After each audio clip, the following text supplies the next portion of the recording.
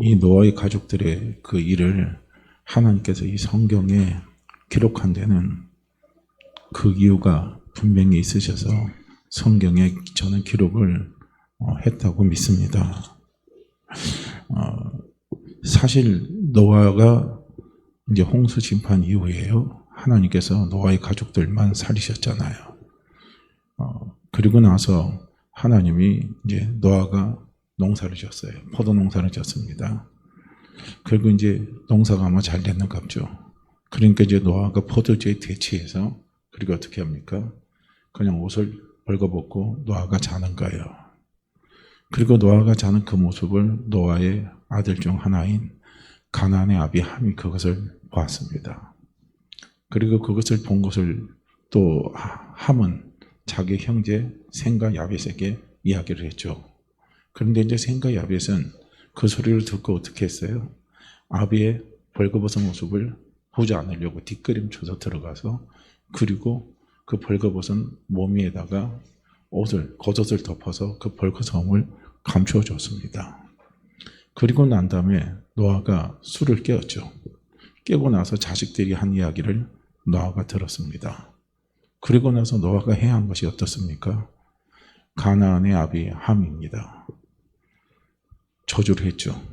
그리고 셈과 야벳은 노아가 축복을 한 것을 우리는 여기서 볼 수가 있습니다.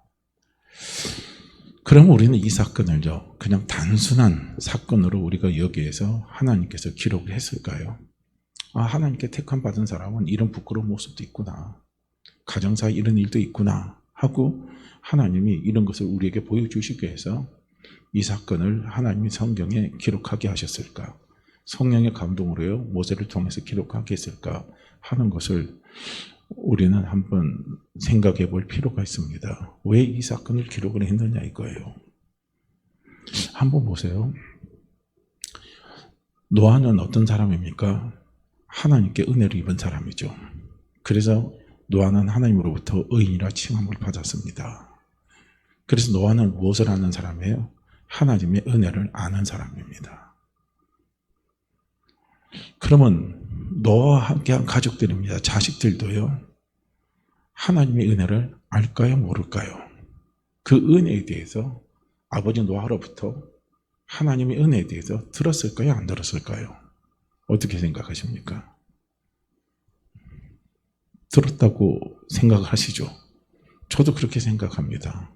분명히 노아가 하나님께서 자기에게 은혜를 주신 것을 분명히 아들들에게 분명히 이야기를 했으리라 저는 보는 거예요. 그리고 또 실질적으로 노아의 아들들은 자기가 하나님 앞에, 자기들이 하나님 앞에 얼마나 큰 은혜를 입은가를요, 실질적으로 삶으로 체험한 사건이 어떤 사건입니까? 홍수의 사건 아니에요. 다른 사람들은 다 죽었습니다. 홍수로 인해서요.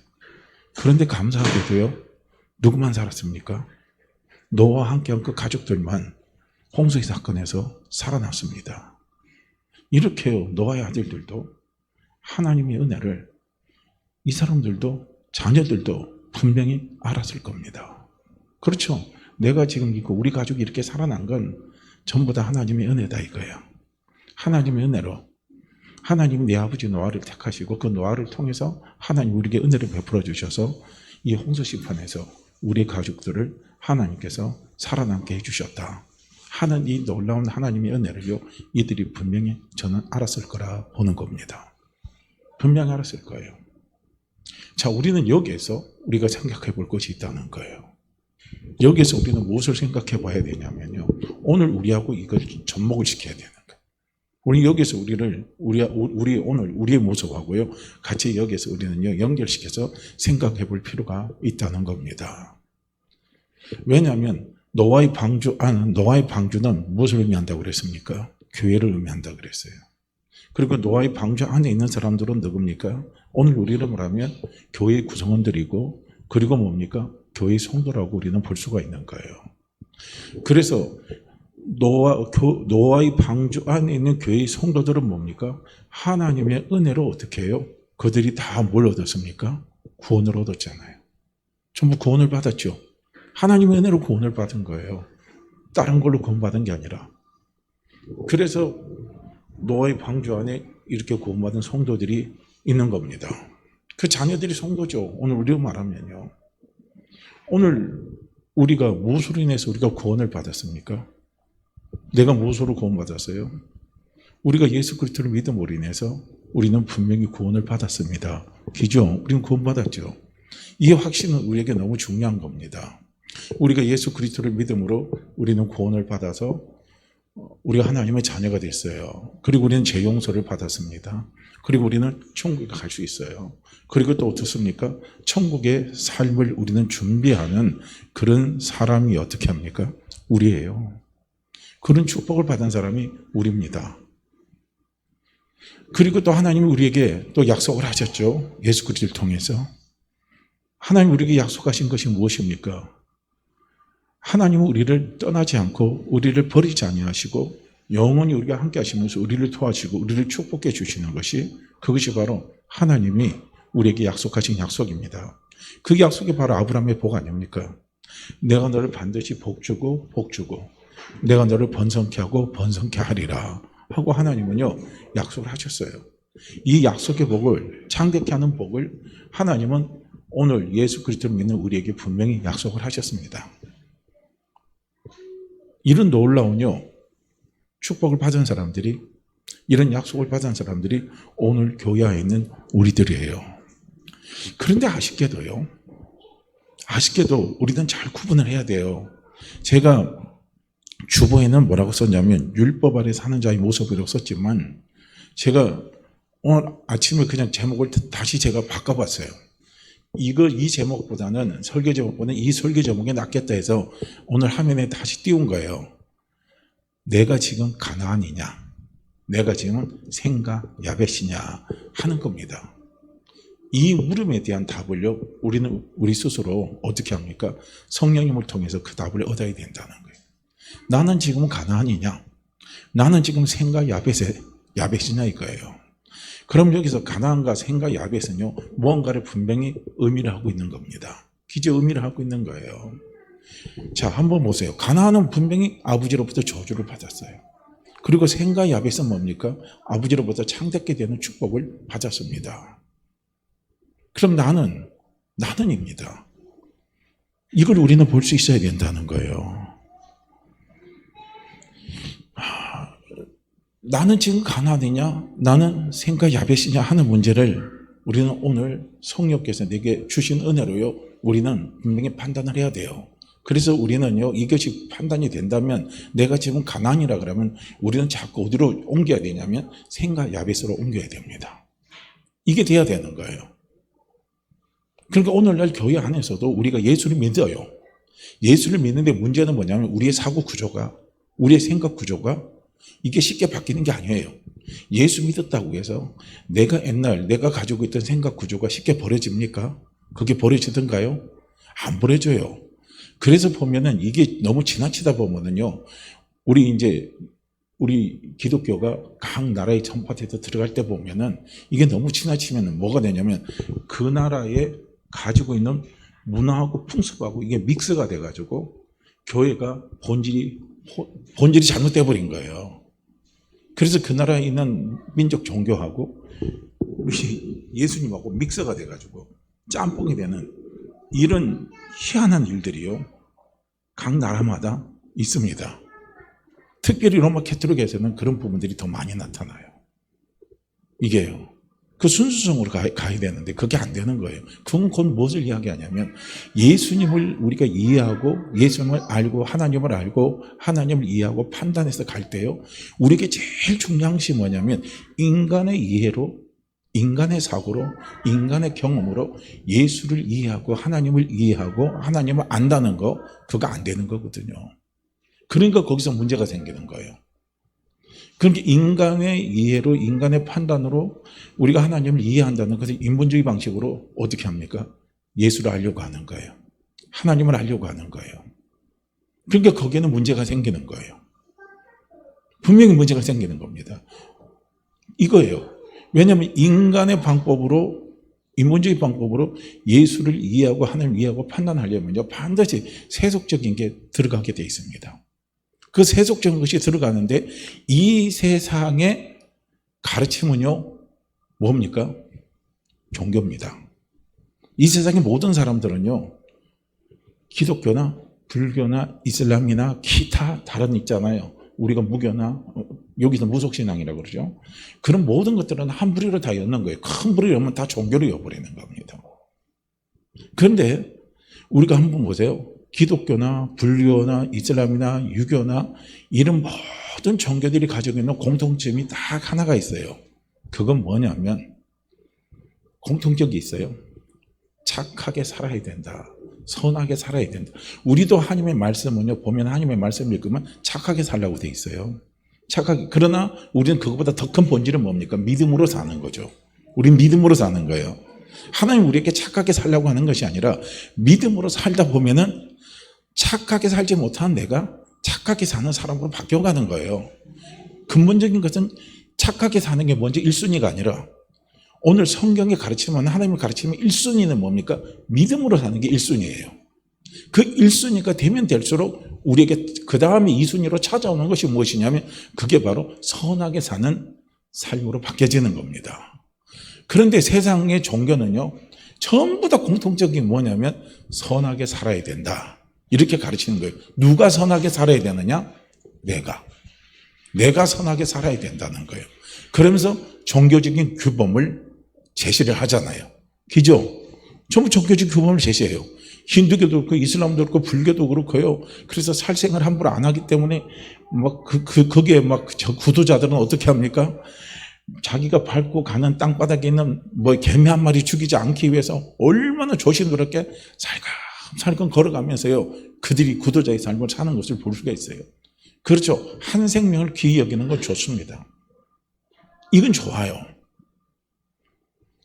그런데 거기에 문제는 어디 있냐면은 내가 선하게 살려고, 내가 착하게 살려고 아무리 노력하고 힘을 쓴다 할지라도 내 속에 선한 것이 나오는가, 이게 문제인 겁니다. 항상 우리의 문제는 여기에서 부딪히는 거예요. 내 속에 선한 것이 있느냐 이거예요. 내 속에 선을 행할 수 있는 능력이 있느냐 이거예요. 이게 문제예요. 선을 행할 수 있는 능력이 없음에도 불구하고 선하게 살아라고 하면은요, 이거는 사람에게는 비극이죠. 엄청난 비극. 나는 선하게 살 수가 없어요. 살 능력이 없어요. 그런데 선하게 살아야 천국 간다고 그러고, 선하게 살아야 어떻게 합니까? 극락왕생한다고 그러고, 선하게 살아야 다시 인간의 모습으로요, 어떻게 합니까? 윤회에서 다시 인간으로 돌아온다고 그렇게 가르친다면, 그거는요, 엄청나게 이거는요, 힘든 거예요. 이건 불가능하다고 볼 수가 있는 겁니다. 분명히 우리 성경에도 예수님도 말씀하시잖아요. 예수님 뭐란 말씀합니까? 예수님 말씀하시는 선은요, 마음과 겉이 하나가 돼야 되는 거예요. 속과 겉이 하나가 돼야 돼요. 그걸 예수님은요, 선으로 말씀하시는 겁니다. 겉은 선하게 행동하는데 속은 악이에요. 예수님 그걸 죄라고 하는 겁니다. 그렇기 때문에 우리 속에 선을 행할 수 있는 능력이 있느냐 이거예요. 선을 행할 능력이 우리는 없어요. 그럼에도 불구하고 어떻게 합니까? 내가 선하게 살려고 막 노력하는 거예요. 그런데 또 내가 또 선하게 살려고 노력한 사람의 또 하나의 특징은 뭐냐면요, 남이 또 선하게 살지 못하면 용서를 못해요. 그 용납을 못합니다. 이게 문제인 거예요. 이게 이제 우리가 세상 속에서 우리가 살아오면서 세속적인 가치관에 의해서 우리가 훈련되고 우리 속에 나도 모르게 유전적으로 내려온 겁니다. 나도 모르게 무의식적인 세계에서 내려온 우리 속에 갖고 있는 우리 의식 구조예요. 내가 예수를 믿었다 할지라도요, 이 의식 구조가요, 자꾸 우리는 어떻게 해야 되냐면 바뀌어져야 된다는 거예요. 이것이 바뀌어져야 돼요. 이것이 변화가 와야 된다는 거예요. 이것이 변화가 오지 않고 이것이 바뀌어지지 않으면요, 우리는 어떻게 됩니까? 가난이냐 셈이냐 야벳이냐, 우리 이 둘리 안에서 우리는 바라볼 수 있어야 되는 거예요. 분명히 노아를 통해서 노아의 자녀들입니다. 함, 셈, 야벳, 구원이 뭔가를 알았어요. 하나님은 내가 뭔가를 알았습니다. 그들은 분명히 은혜로 구원을 받았다고 합니다. 그런데 문제는 뭐냐면 가나안의 사고방식하고 셈과 야벳의 사고방식이 다르다는 거예요. 이건 신앙적인 방법이 다르다는 겁니다. 이거 어떻게 보면요, 신앙적인 노선이 다른 거예요. 이게 심각한 거예요. 그러니까 오늘 우리는 예수를 믿어도요, 예수 믿는 게 엄청나게 힘든 사람이 있어요. 무지무지하게 힘든 사람이 있어요. 예수 믿는 것처럼 이 세상에 힘든 게 없다고 말하는 사람들이 있어요. 저는 그런 사람들을 너무 많이 들었거든요. 많이 이야기해요. 반면에 예수 믿는 게 너무 쉽고, 예수 믿는 게 너무 기쁘고, 예수 믿는 게 너무 감사하다, 그런 소리를 하는 사람들은요, 제가 그렇게 많이 듣지도 못했어요. 얼마나 차이가 많이 납니까? 똑같이 예수를 믿는다고 하는데 한 사람은 예수 믿는 게 너무 힘들어요. 한 사람은 예수 믿는 게 너무 쉬워요. 너무 감사해요. 너무 기뻐요. 얼마나 힘듭니까? 그러니까 한 사람은 그런 말 하는 거예요. 예수 믿는 게 너무 힘들다. 왜 힘드냐? 그 이야기를 들어보면요, 예수 믿는 사람은 두 가지 일을 해야 된다는 거예요.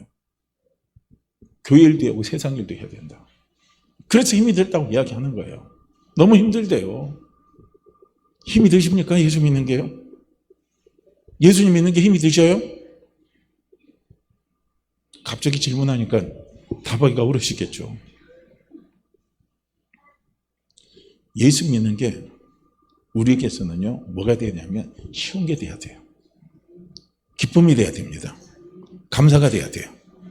돼야 돼요 하니까 너무 강조하는 것 같아서 제가 죄송한데요, 우리의 신앙이 그렇게 바뀌어가야 된다는 겁니다. 그렇게 바뀌어가야 되는 거예요. 그러니까 세상에서 가르치는 가치관입니다. 종교적인 규범은 전부 다 그것이 넓게 말하면 다 어디에 포함되어 있냐면 이게 바로 율법 아래라는 거예요. 율법 아래예요. 할렐루야. 그러니까 종교적인 규범은 얼마나 좋습니까? 종교적인 가르침은 너무나 좋아요. 윤리적인 가르침은 너무나 좋습니다. 참 좋은 거예요. 그런데 문제는 뭐냐면 그 가르침대로 사느냐 안 사느냐, 이게 문제인 거죠.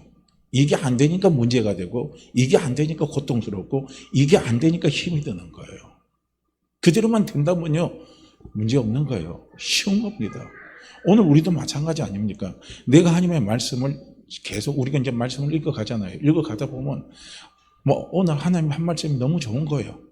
말씀이 너무 막 은혜가 돼요. 그런데 문제는 뭡니까? 내가 그 말씀대로 살려고 하면 턱 걸리는 게 나타나는 거예요. 턱 걸리는 게 찾아와요. 그거 경험 많이 하실 겁니다. 내가 말씀대로 살려고 하면 탁 걸리는 게 나타나요. 그럼 우리는 여기서 탁 걸리면요, 여기서 우리는 벗어날 수 있는 힘이 있어야 된다는 거예요. 하나님이 우리에게요, 이 말씀을 주신 것은 무엇인 줄 아십니까? 예수님이 그 말을 했어요. 마태복음 7장에서 예수님이 그런 말씀을 했습니다. 예수님이 뭐라고 말씀을 하셨냐면, 마태복음 7장에서 이런 말씀을 하셨죠. 마태복음 7장 3절에서 5절 말씀에 보게 되면 이렇게 말씀해요. 어찌하여 형제의 눈 속에 있는 티는 뭐고 내 눈 속에 있는 들보를 깨닫지 못하느냐. 보라, 내 눈 속에 들보가 있는데 어찌하여 형제에게 말하기를 나로 내 눈 속에 있는 티를 빼게 하라 하겠느냐. 외식하는 자여, 먼저 내 눈 속에서 들보를 빼어라. 그 후에야 밝히 보고 형제의 눈 속에서 티를 빼리라. 이렇게 말씀하고 있어요. 어떻게 보면 이 말씀이 참 무서운 말씀입니다. 참 무서운 말씀이에요. 그죠? 정죄하지 말라, 판단하지 말라는 소리 아닙니까? 이걸 우리가 쉬운 말로 말한다면요, 네 것 먼저 봐라 이거예요. 너 자신 먼저 보라 이겁니다. 네 자신 먼저 보라 이거예요. 그런데 하나님께서 우리가 하나님의 말씀을 자꾸 보게 되면요, 뭘 느껴집니까? 하나님의 말씀을 자꾸 보게 되면 뭘 느껴져요? 사실 제 자신을 보게 됩니다. 말씀은 거울입니다. 말씀은 거울이기 때문에 이 거울 앞에요, 내가 서게 되면 내 자신의 모습이 그대로 보여져요. 그대로 보여주는데 뭐가 보여집니까? 내 자신에 있는 뭐가 보여져요? 어떤 때는 그것이 들보로 보일 때가 있고, 어떤 때는 그게 아마 티로 보일 때도 있을 겁니다. 나를 보게 만들어요. 나를 보게 만듭니다. 그래서 말씀은 우리가 읽다 보면요, 그래서 내 자신이 너무 말씀을 읽다 보면 막 은혜도 스럽지만요, 말씀을 읽다 보면 막 너무 하나님 앞에 막 부끄러워서 어떻게 할 수가 없어요. 어떻게 할 수가 없습니다. 그러면 그냥 그 말씀이요, 어떻게 할 수 없는 그 말씀이 나를 붙잡다 보면요, 그 말씀에 내가 사로잡히게 되면 말씀이 은혜로 와야 되는데 말씀이 정죄로 오는 거예요. 그러니까 어떤 분은 말씀을 읽는데 정죄로 와버려요.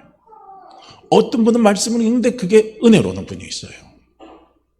우리는 말씀을 읽는데 뭐로 와야 돼요? 은혜로 와야 되는 거예요. 우리는 말씀을 읽는데 그것이 정죄로 오면 안 된다는 거예요. 정죄로 오면은. 그러니까 우리는 항상 말씀을 읽을 때요, 그 말씀 속에 늘 우리가 대입해서 들어가야 될 것이 무엇이냐면 늘 예수 그리스도가 빠지면 안 됩니다. 늘 예수 그리스도가 들어가야 돼요. 예수 그리스도가 빠진 가운데서 말씀을 읽으면 말씀은 100% 나에게 정죄가 됩니다. 정죄가 되고 나에게 판단을 하고 말씀은 나를 송사를 합니다. 그런데 예수 그리스도가 들어간 상태에서, 들어간 모습에서 말씀을 보게 되면요, 말씀은 나에게 은혜가 되는 거예요.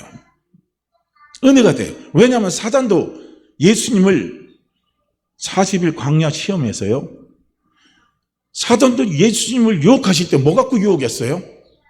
무엇으로 유혹했습니까? 무엇으로 예수님을 쓰러뜨리려고 했습니까? 말씀으로 쓰러뜨리려고 했습니다. 말씀으로. 그러니까 사단이 우리의 신앙을 무너뜨리고, 사단이 내 영혼을 무너뜨리고, 사단이 나로 하여금 하나님으로부터 멀어지게 만들고, 사단이 나로 하여금 하나님의 은혜로부터요 자꾸 단절시키고, 그 은혜를 받지 못하게 하는 방법은 어디냐면요, 말씀을 볼 때 내 눈으로 보는 거예요. 예수님이 빠진 상태에서 말씀을 보게 만들어버려요. 그러면요 100%요 우리는 사단에 걸리게 돼요. 그러니까 예수님이 빠진 상태에서 말씀을 보게 되면 그 말씀의 주체가 누가 되느냐, 행함의 주체가 누가 되냐면 내가 되는 거예요. 내가 그 말씀을 지켜야 된다는 걸 보는 거예요. 그러니까 거기에서 걸리는 거예요. 내가 하나님의 말씀을 지킬 수 있습니까? 말씀을 지킬 수 있어요? 지킬 수 있으십니까? 우리는 하나님의 말씀을 못 지킵니다. 미안하지만요, 아무리 지키려고 노력해도 안 되는 게 하나님의 말씀 지키는 겁니다. 그러니까 미치는 거죠. 그러니까 예수 믿는 게 어려운 거예요. 그런데다 더 나아간 것은 뭡니까? 여기서 외식하는 자는 뭡니까? 자기도 지키지 못하면서 남보고 지키라고 가르치는 사람입니다. 그게 외식하는 자입니다. 이게 외식하는 자예요. 그렇게 말씀은 중요합니다. 말씀을 우리로 하여금 내 들보를 보게 하는 거, 그거 엄청나게 중요한 거예요. 너무너무 귀한 겁니다. 그런데 거기에 예수가 빠지면 들보가 나에게 무너지는 거예요. 들보가 나를 죽이는 겁니다. 누가 그렇게 죽게 만듭니까? 사단이가 들어와서 그렇게 만들어버리는 거예요. 이게 종교가 하는 일이에요. 이것이 율법주의가 하는 일입니다. 그러니까 우리가 예수를 믿어도요, 이런 부분을 분명히 알고 믿어야 된다. 우리의 시작이 예수 그리스도라면 우리는 끝까지 예수 그리스도로 가야 되는 거예요. 그죠? 우리의 시작은 무엇입니까? 예수 그리스도로 시작했죠. 그런데 우리의 믿는 믿음은 뭡니까? 예수 그리스도를 믿는 믿음이에요. 그 믿음으로 우리는 살아내는 거예요. 그러니까 예수 그리스도 믿는 믿음 안에는 뭐가 살아 움직입니까? 은혜가 살아 움직이는 거예요. 은혜가 살아 움직여요. 그런데 예수 그리스도가 빠진 믿음에는 뭐가 오냐면요, 정죄가 따라옵니다. 판단이 따라와요. 송사가 따라옵니다. 그 삶의 결과는 저주가 따라온다는 거예요. 무서운 거죠. 그래서 가나안이 자기 아버지 노아로부터 하나님의 은혜가 뭔가를 들었고요, 그리고 실제로 홍수의 심판에서 구원받는 그런 은혜를 가나안의 아비 함이 체험했음에도 불구하고, 경험했음에도 불구하고 이것이 안 바뀌는 거예요. 그 사람은 율법적인 사고구조가 딱 짜 있는 겁니다. 그러니까 이 율법주의 사고구조는요, 뭘 보는 데는 눈이 확 열려지냐면요, 죄를 보는 데는 눈이 확 열려져 있어요. 허물을 보는 데 눈이 확 열려져 있습니다. 남의 뭡니까? 티를 보는 데 눈이 확 열려져 있습니다. 이게 눈이 밝아져요. 이게 율법주의입니다. 가나안이 그런 거예요. 그래서 자기 아버지 노아가 술에 대치해서 벌거벗어서 드러누워 있었어요. 그런데 거기에서 보면은 이런 표현이 나옵니다. 22절에 하체를 보고 이렇게 말합니다. 하체를 보고 하는데 여기서 하체는 에로합니다. 에로와라는 것은 벌거벗다라는 말에서 유래를 한 거예요. 그러니까 벌거벗은 대로 있었다는 거예요. 그런데 특별히 벌거벗었을 때 무엇이 드러납니까? 사람들의 생식기가 다 드러나죠. 그게 보이는 거예요. 여기서 말하는 거기까지 다 드러났다는 겁니다. 여기 에로와가 그걸 이야기하는 거예요. 드러났어요. 드러났는데 보고라고 합니다. 보고는 라입니다. 라는 뭐냐면 단순히 이렇게 쳐다보는 게 아니에요. 스치면서 보는 게 아니라 면밀히 살펴보는 거예요. 고기 주시해서 계속 보는 거예요. 그렇게 아버지 부끄러운 부분을, 하체를 이 가난이 계속 보고 있었다는 거예요. 이게 문제죠. 보고 있고 그 다음에 자기 속에서 담아서 부끄러움을 감춰주면 괜찮은데 어떻게 해요? 그걸 가지고 형제들한테 가서 어떻게 합니까? 말을 옮긴 거예요. 이게 문제인 거죠. 그렇게 가나안이 한 행동들을 가만히 한번 보세요. 우리가 이 율법 아래 있는 우리의 사고 구조로 우리가 젖어 있으면요, 은혜를 모르면요, 남을 공격하게 돼 있습니다. 그죠? 은혜를 알면 남을 감싸게 돼 있어요. 그런데 은혜를 모르면 분명히 공격을 하게 돼 있습니다. 그러니까 우리가 이 율법주의 삶은요, 남을 공격하는 거예요. 뭘 갖고 공격합니까? 허물, 들보를 보고 그걸 가만히 보는 거예요. 유심히 살피는 겁니다. 그리고 때가 됐을 때 공격을 하는 거예요. 정지하고 판단하는 거예요. 요즘 한번 보세요. 참 정치권이 과간이잖아요. 참 저는 그거 보면 너무너무 답답한 거예요. 야, 이거 어떻게 하면 좋겠나 생각해. 답이 안 나와요. 제 스스로 답이 안 나옵니다. 그냥 나오는 답은 어떻게 합니까? 하나님께 더 간절히 기도하는 것밖에 없겠구나. 이 생각밖에 없습니다. 전에 했던 사람은 전에 있는 사람 갖다 놓고 자기 잘못한 거 그쪽으로 다 넘겨버렸죠. 이번에 잡은 사람도 그렇게 안 할 줄 아는데 이번에 잡은 사람은 또 그렇게 똑같은 방법으로 또 그런 식으로 하는 거예요. 너무나 답답하죠. 너무나 힘이 들어요. 왜 꼭 그렇게만 해야 되는가? 그 다음에 뭡니까? 그 정권을 지지하는 사람들의 그 유튜버들을 한번 보세요. 그들이 말하는 거 한번 봐요. 전직 대통령 사제 앞에 가서요, 말할 때 그 말이 보통 말이 아니래요. 현직 대통령 또 사제 앞에서도 또 그런 거 하는 거 아닙니까? 그렇게 욕을 하고 그렇게 판단하는 자기는 그런 일 안 하나요? 그런 거 안 할 것 같아요? 공정과 상식을 이야기하는 사람들이 자기가 정권 잡으니까 공정과 상식을 하나요? 안 하잖아요. 이게 사람의 입니다. 이게 제가 이걸 탓하자고 하는 게 아니에요. 이게 율법주의 아래에 있는 사람들의 모습이라는 거예요. 내가 나를 안 보는 거예요. 자꾸 이 가나안 같이요, 그 사람의 허물이 있으면 허물이 드러난 걸 면밀히 보고 그걸 가만히 안 놔두는 거예요. 송사하고 판단하고 정지하고 막 이렇게 이런다고 나라가 잘 됩니까? 이런다고 국민이 편해집니까? 아니잖아요. 그건 아니거든요. 그래서 이 가나안은 똑같이 하나님의 은혜를 알고 홍수의 심판에서 구원을 받았음에도 불구하고 가나안의 사고 구조는 뭡니까? 아직까지도 인간의 사고 구조입니다. 종교적인 사고 구조, 율법적인 사고 구조가 이 가나안에게는 계속적으로 남아 있었던 겁니다.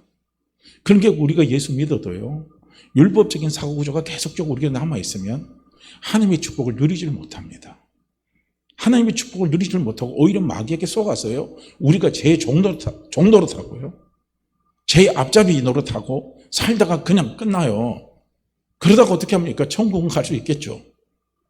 그러나 하나님 앞에 갔을 때 받을 상급은 하나도 없는 거예요. 이게 문제인 거예요. 이게 가난에 대해서는 안 된다는 거예요. 셈과 야벳은 어떤 사람입니까? 똑같이 하나님의 은혜로 구원을 받았습니다. 그 은혜를 체험했어요. 그런데 이들의 사고 구조는 어떤 구조입니까? 율법주의 사고 구조가 아닌 거예요. 은혜 안에 살아가는 사람들의 사고 구조로 셈과 야벳은 바뀐 겁니다. 그래서 아버지의 부끄러운 모습을 봤다 할지라도, 그 사람이 연약한 모습을 봤다 할지라도 성경은 우리에게 무엇을 가르칩니까? 그 사람의 부끄러운 모습이 나타난다 할지라도 먼저 그 사람의 부끄러운 모습을 보고 나 자신을 살피라 그랬습니다. 나 자신을 살피라 그랬어요. 나 자신 살필 때 나도 똑같은 뭡니까? 그 일을 할 수 있는 사람이고 나도 그런 사람이 얼마든지 될 수가 있습니다.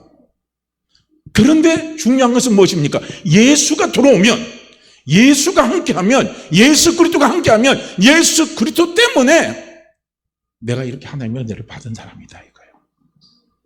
내가 이렇게 하나님 앞에 설 수도 있다 이거예요. 내가 내 부끄러운 모습을 예수님이 감춰주셨다 이거예요. 내가 이렇게 부끄러운 모습이 많다 할지라도 예수 그리스도 때문에 하나님 앞에 내가 깨끗한 자로 섰다 이거예요. 내가 성결한 자로 섰다 이거예요. 하나님이 나를 떠나지 않고 나를 버리지 아니하시고 하나님이 나와 함께 계시면서 내 기도를 들어주시면서 그분이 나를 도와주셨다 이거예요. 이런 걸 우리가 생각하게 되면요, 우리는 어떻게 됩니까? 덮을 수가 있잖아요. 덮을 수가 있는 거예요. 그 사람의 부끄러움을 덮어줄 수 있는 거예요. 덮어주면서 우리는 어떻게 합니까? 안타까운 마음으로 기도해 줄 수 있는 거죠. 이게 생가 야벳입니다. 하나님은요, 그런 사람을 축복하죠. 하나님의 축복의 역사는 그곳에 역사하는 거예요. 덮어놓고 드러내면요, 시끄러운 거예요. 그러니까 오늘 가나안은 우리가 이걸 잘 깨달아야 돼요. 오늘 예수 그리스도를 믿는 우리는요, 이걸 잘 깨달아야 되는 것이 뭐냐면 하나님이 율법을 주신 목적이 뭔가를 봐야 돼요. 율법은요, 작게 말하면 제가 말씀드렸지만 율법은 작게 말하면 10계명이고요. 조금 더 확대하면요, 율법은 모세오경이에요. 율법은 더 확대하면요, 하나님의 말씀 전체가 다 율법입니다. 말씀은 하나님이십니다. 그럼 말씀은 하나님이시기 때문에 인간이 어떻게 하나님의 말씀을 지킬 수 있느냐 이거예요.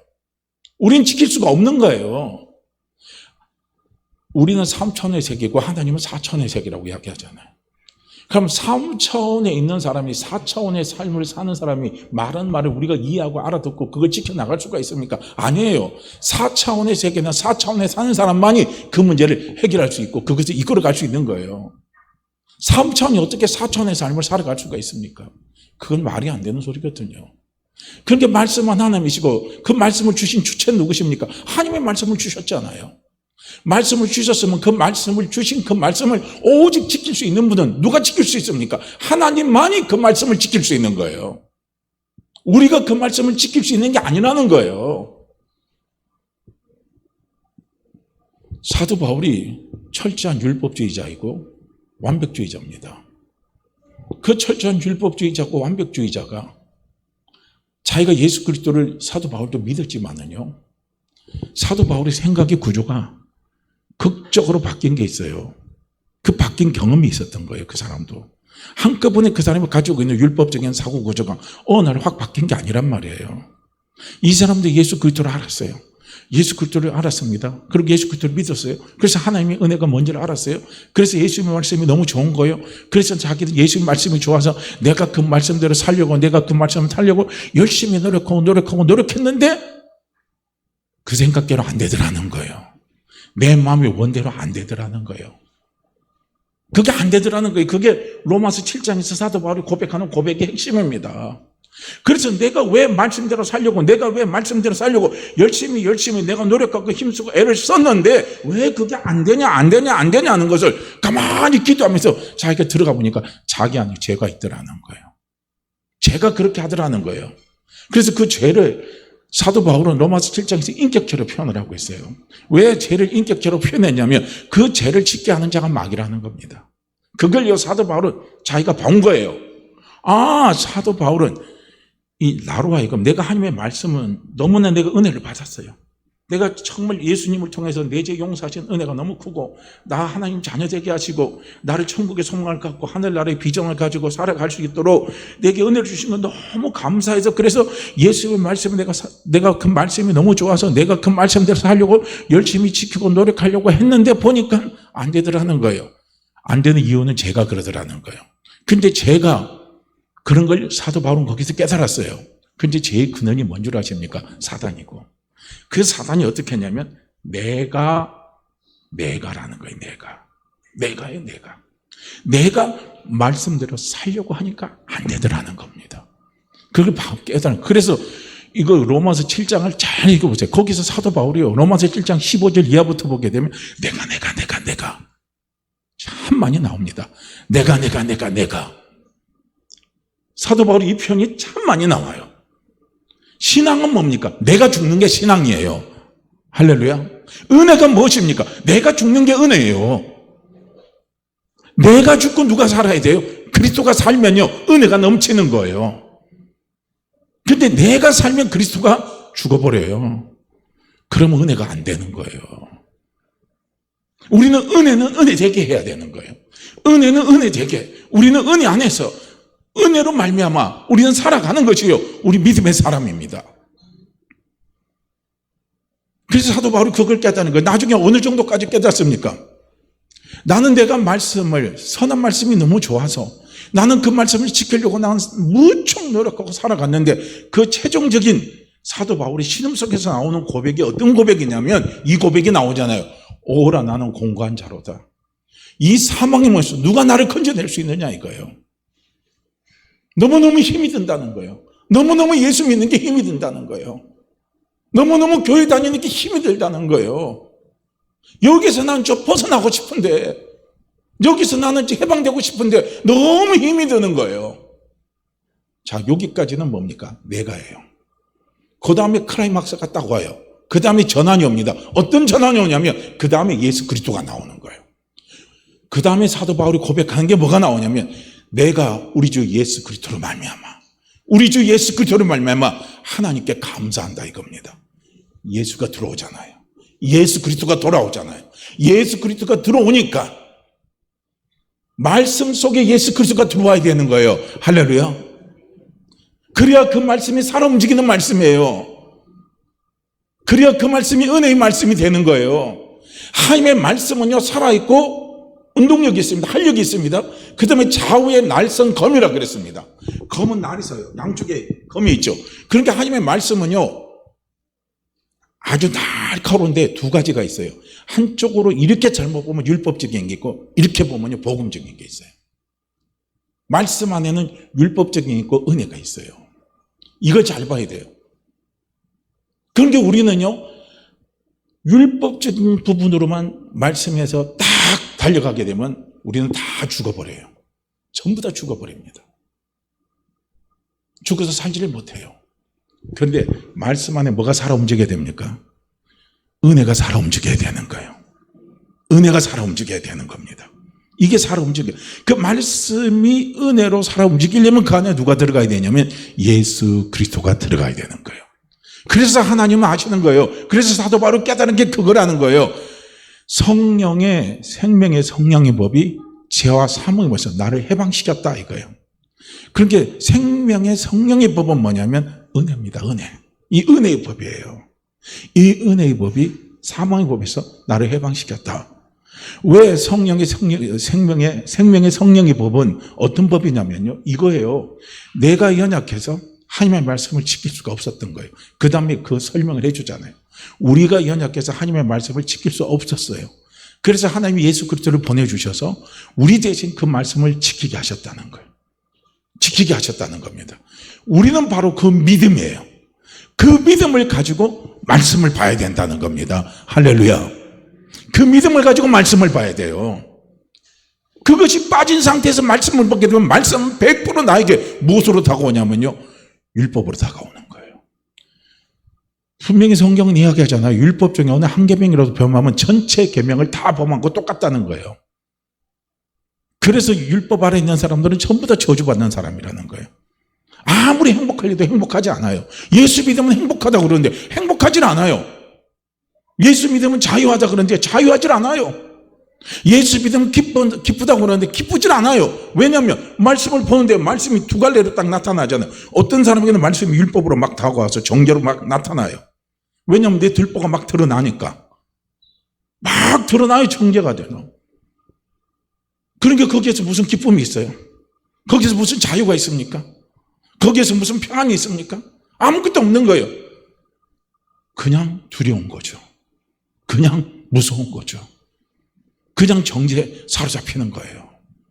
그럼 이러지도 못하고 저러지도 못하는 거예요. 그런데 말씀 안에 은혜가 살아 움직이면요, 그 은혜가 내 혼을 바꿔요. 내 마음을 바꿉니다. 어두운 내 마음을 밝은 마음으로 바꿔버려요. 내 영을 바꿔버려요.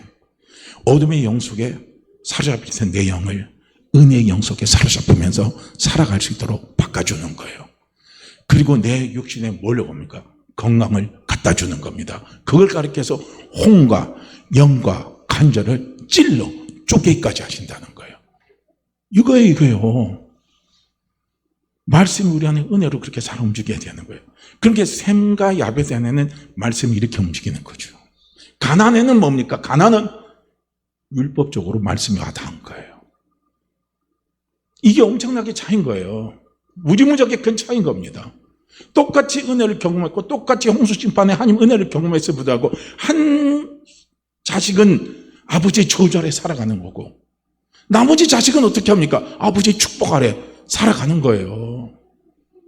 오늘 교회 안에서도 분명히 이런 두 부류가 나타나게 돼 있습니다. 이런 두 부류가 있어요. 예수 믿기 전에 내 생각과 내 사고 구조를 그대로 갖고 우리가 그게 바뀌지 않고 그대로 살아가면요, 그건 어쩔 수가 없어요. 그건 가나안 같은 삶을 살 수밖에 없다고 봐요. 그런데 예수 믿고 나서 자꾸 은혜를 알고 은혜를 알아요. 은혜를 알아서 은혜 안에 살아가는 사람은 샘과 야벳의 축복을 받으면서 살아가는 사람들이에요.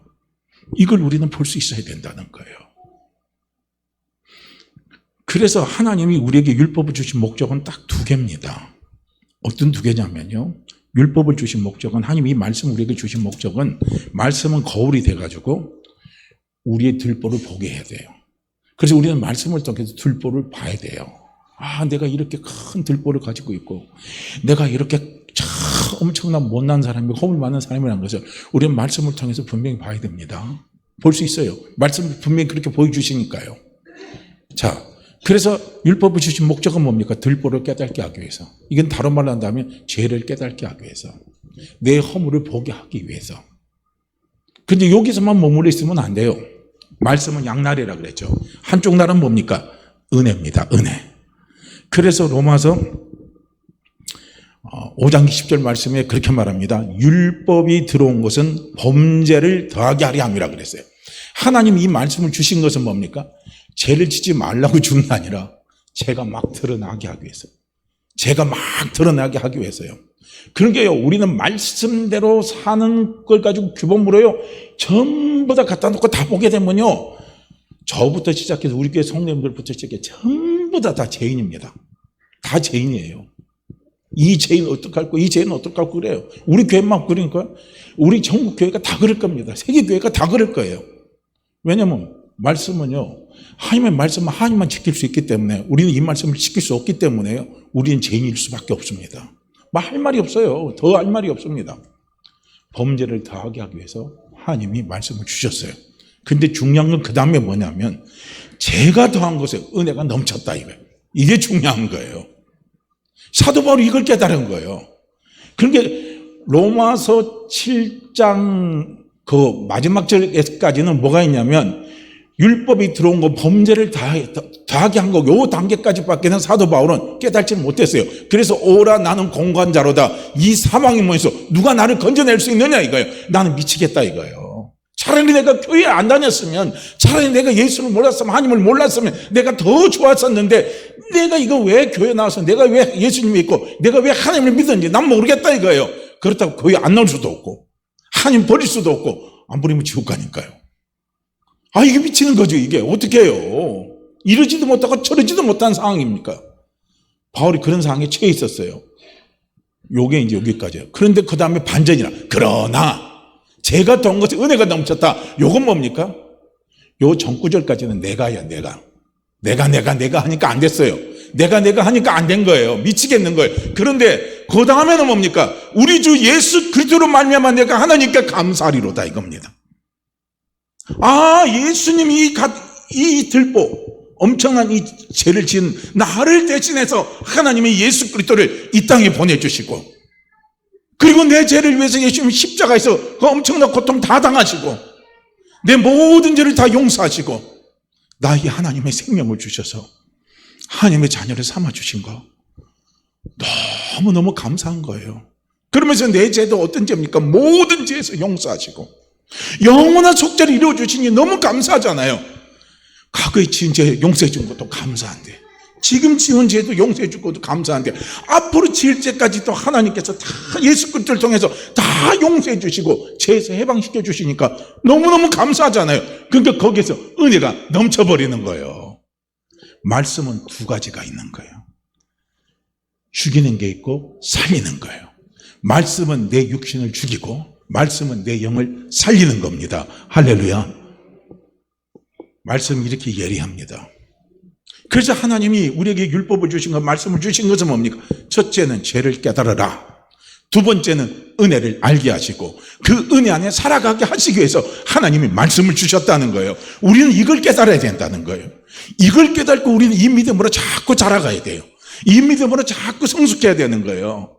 그래서 우리는 이 믿음으로 굳건해져야 되고, 그래서 이 믿음 안에는 뭐가 있습니까? 은혜가 넘치는 거예요. 넘치는 은혜 속에 우리는 살아갈 수 있어야 된다는 거예요. 그러면 이걸 아는 사람은 뭡니까? 예수 믿는 게 쉬워요. 어려운 게 아니에요. 이게 나오는 거예요. 예수 믿는 게 어렵고 힘들다고 말하는 사람 보면요, 그 사람은 가슴이 답답하죠. 힘이 드는 거예요. 예수 믿는 것처럼 얼마나 감사하고, 예수 믿는 것처럼 얼마나 이게 즐겁고, 얼마나 이게 기쁘고, 얼마나 영광스러운 것인데 이게 되는 거예요. 근데 그게 안 되는 사람은요, 바로 내가가 있는 거예요. 그러니까 우리는 말씀의 양날을 봐야 돼요. 말씀의 양날을 보셔야 됩니다.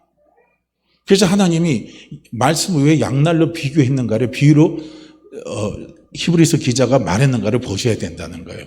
죽이고 살리기 위해서 그런 거예요. 그런데 우리는 죽이고 살리는 것이 하나님의 말씀의 목적입니다. 그래서 우리가 영의 사람이 되고 은혜의 사람이 되면요, 살리는 사람이 되는 거예요. 뭘 죽여요? 육신을 죽이고 영을 살리는 사람이 돼야 되는 거예요. 할렐루야. 그런데 우리가 율법주의가 되면 영은 죽이고 육은 자꾸 살려버리는 거예요. 이게 안 된다는 거예요.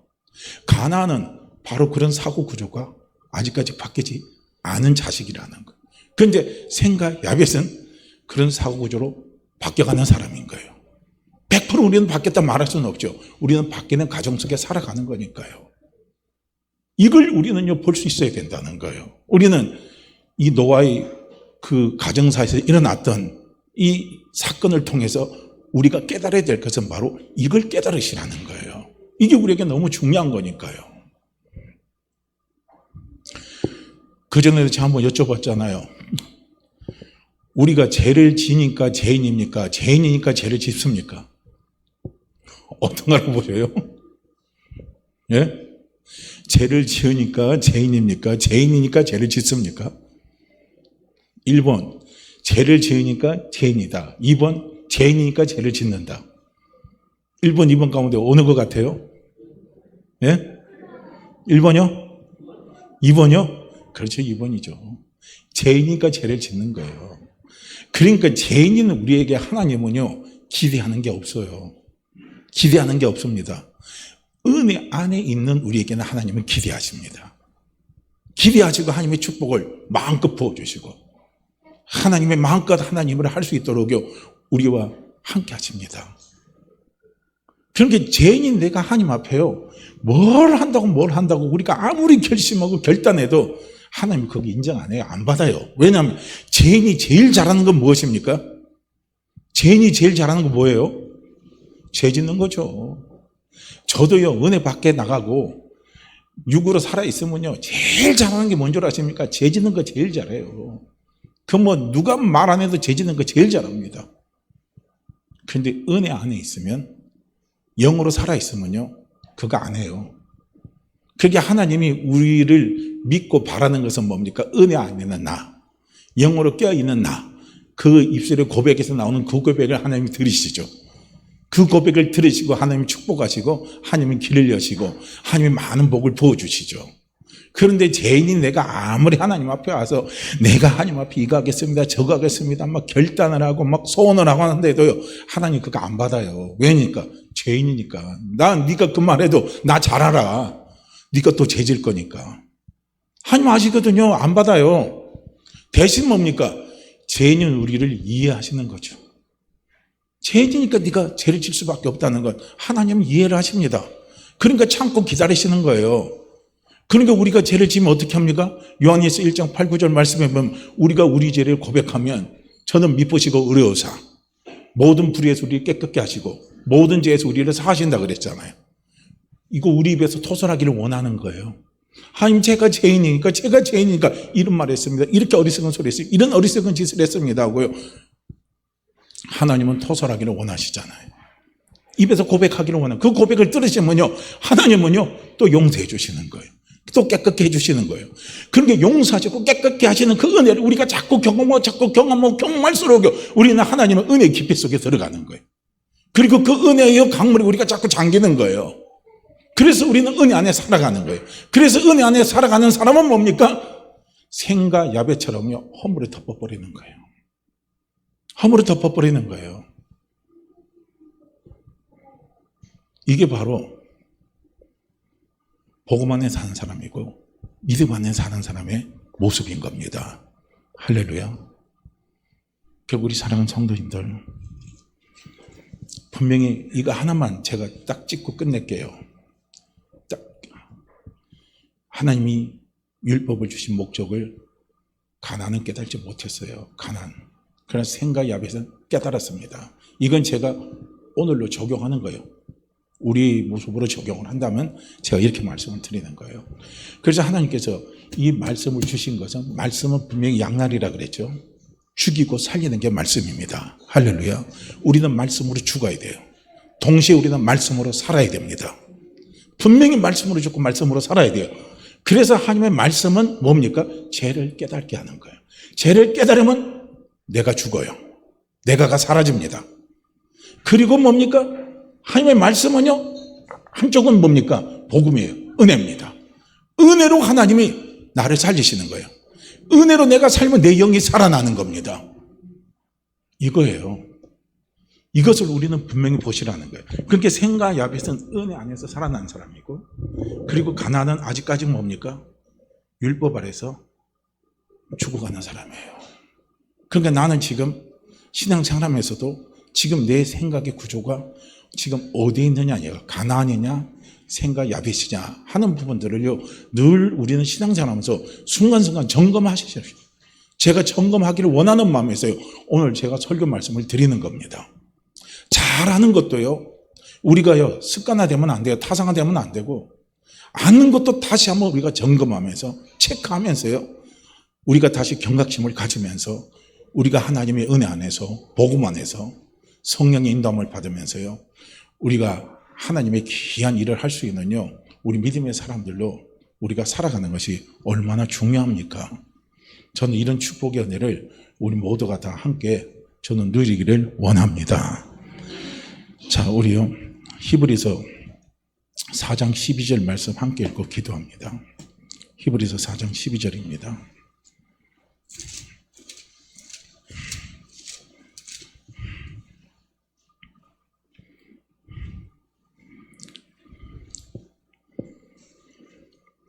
자, 우리 함께 읽을까요? 히브리서 4장 12절.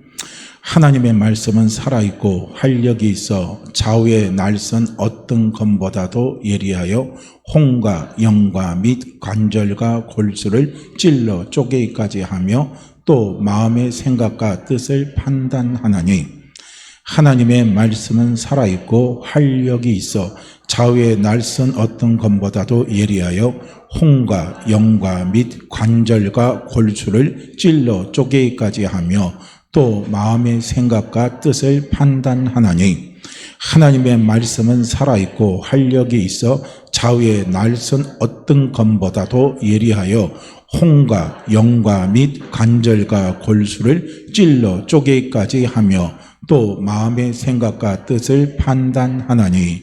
아멘. 자, 우리 이 시간 함께 같이 기도합니다.